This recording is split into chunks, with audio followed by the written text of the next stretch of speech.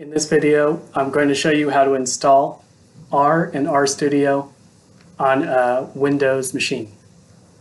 First, you can search Google for cran-r project. The website is cran-r-project.org. Click on Download R for Windows. There's a bolded underline, Install R for the first time. And then you can click the very top option, Download R 3.51, or a newer version if available for Windows.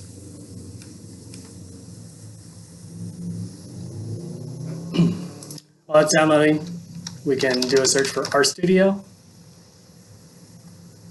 Navigate to Download RStudio. There are different versions of RStudio.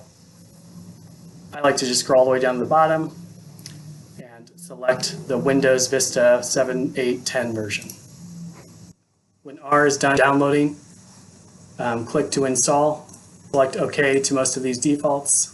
We can move on to install RStudio. Once again, we can agree with most of these defaults. Now you should be able to search your Windows menu for RStudio. You'll never have to load R directly. RStudio will do that for you.